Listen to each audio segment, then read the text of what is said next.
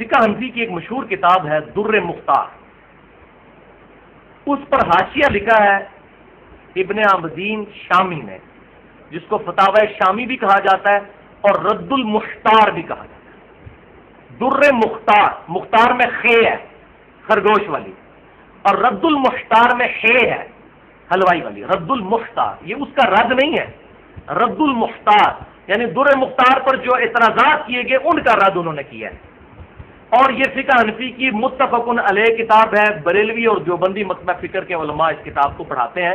بلکہ یہ ان کے نزدیک امام حنیفہ رحمۃ اللہ علیہ کے بعد جو چند بڑے علماء ہیں ان میں سے ابن عابدین شامی بھی۔ اس میں انہوں نے لکھا ہے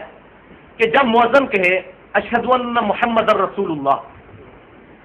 تو انگوٹھے چوم کر آنکھوں کو لگائے جائیں اور پڑھا جائے قرۃ عینی بک یا رسول اللہ، اے اللہ کے رسول آپ میری آنکھوں کی ٹھنڈک ہے۔ آپ آنکھوں کی کیا، ہمارے دل کی، ہماری ایک ایک رگ کی ٹھنڈک ہے، اس میں تو کوئی دوسری بات ہی نہیں ہے۔ اور دوسری دفعہ پڑھا جائے صلی اللہ علیہ یا رسول اللہ۔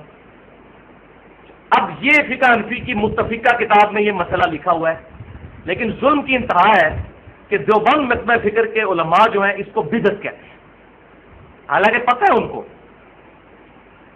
کہ یہ ہماری کتاب میں لکھا ہوا ہے، لیکن چونکہ بریلوی کرتے ہیں وہ ضد میں آگے ہوئے، وہ کہتے ہیں نہیں جی وہ تو ضعیف روایتیں ہیں، تو خود پوری فضائل اعمال سوائے چند حدیثوں کے ضعیف ہے، تو وہاں کہتے ہیں جی ضعیف حدیث فضائل میں لے لینی چاہیے، تو فضائل میں انگوٹھے چومنے والی حدیث بھی پھر لینی چاہیے، دو نمبر پالیسی تو نہ رکھیں، وہ بریلوی چومتے ہیں اس لیے نہیں لینی۔ یہ ساری فرقہ واریت کی لعنت ہے۔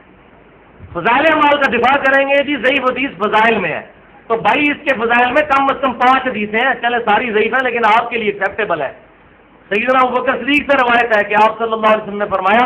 جس شخص نے انگوٹھا چوم کے آنکھوں کو لگایا اور یہ دعا پڑھی قیامت والے دن میں اس کی شفاعت کروں گا، روایت ضعیف ہے لیکن فضائل پہ ہے، لے فضائل مال میں ڈالیں اس کو، وہ نہیں ڈالیں گے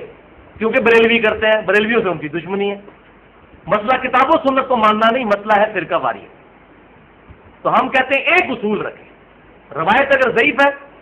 میں نے پہلے بھی بتایا کہ مسئلہ نمبر 36 جو ہے ضعیف الاسناد اور من گھڑت احادیث کے فتنے کا تحقیقی جائزہ، 1 گھنٹہ 25 منٹ کی میں نے گفتگو کی، اس میں یہی باتیں تو بتائی ہیں صحیح مسلم کے مقدمے سے کہ امام مسلم رحمہ اللہ نے واضح لکھ دیا ہے کہ نہ ترغیب اور ترہیب میں لی جائے گی ضعیف روایت اور نہ دین کا کوئی مسئلہ نکالنے کے لیے، ترغیب اور ترہیب میں بھی نہیں لی جائے۔ ترغیب یہ ہے کہ نیک اعمال کی ترغیب دلانا اور ترغیب برے اعمال سے ڈرانا، جیسے فضائل مال میں وہ من گھڑت روایت لے کے آئے ہیں کہ ایک نماز چھوڑ دی تو 2,86,00,000 سال دوزخ میں چلنا پڑے گا، اللہ معافی دے، من گھڑت روایت، وہ جی کہتے ہیں اس لیے بیان کر رہے ہیں تاکہ لوگ ڈر جائیں۔ صحیح مسلم کے مقدمے میں واضح یہ چیز موجود ہے، یہ آج ہماری باتیں نہیں ہیں، یہ صرف کتاب و سنت کے منہج پر چلنے والے لوگوں کی باتیں نہیں ہیں، یہ شروع سے باتیں لکھی ہوئی ہیں۔ اب صحیح مسلم کسی نے کھول کے پڑھے تو تب پتہ چلے نا تو اس کے مقدمے میں کیا لکھا ہوا ہے۔ لہٰذا یہ انگوٹھے چومنے پہ بھی حدیثیں موجود ہیں، اور سلسلہ احادیث ضعیفہ جو ہے شیخ البانی رحمہ اللہ کا، اس میں 73 نمبر حدیث ہے، اس کی وہ سند لے کر اس پہ انہوں نے پوری بحث کی ہے۔ ایون خود امام ابن جوزی رحمۃ اللہ علیہ جنہوں نے الموضوعات کبیر یعنی بڑی بڑی من گھڑت حدیثیں، ان میں بھی اس روایت کو لے کر آئے۔ ابن جوزی وہ ہیں جو اہل سنت کہلوانے والے تینوں گروہ بریلوی، دیوبندی اور اہل حدیث، ایون اہل تشیع بھی ان کو محبت سے دیکھتے ہیں، کیونکہ انہوں نے مشہور آواز کتاب لکھی تھی کہ یہ اس سرکش کا رد ہے جو یزید کو برا نہیں کہتا۔ یہ 6 صدی ہجری میں ہے، 8 سے 900 سال پہلے۔ اس کتاب کا الحمدللہ بھی ایک دیوبندی عالم نے ترجمہ کر دیا ہے، تو میں نے وہ کتاب منگوائی ہے، زبردست کتاب ہے۔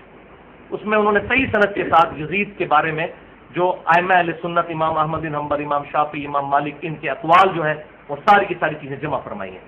تو ابن جوزی نے بھی لکھا کہ یہ من گھڑت روایتوں میں سے ہے۔ اچھا، علامہ سخاوی جو بہت بڑے ایک صوفی بزرگ ہیں، القول البدیع دروش شریف پر ایک اتھینٹک کتاب صوفیوں کے ہاں اس کو مانا جاتا ہے، انہوں نے بھی لکھ دیا کہ یہ من گھڑت روایت ہے، یہ انگوٹھے چومنے والی، یعنی جو اس روایت کو پیش کرنے والے ہیں، ضعیف روایتوں کو جمع کرنے والے، وہ بھی اس سے انکار کر رہے ہیں۔ لہذا ہم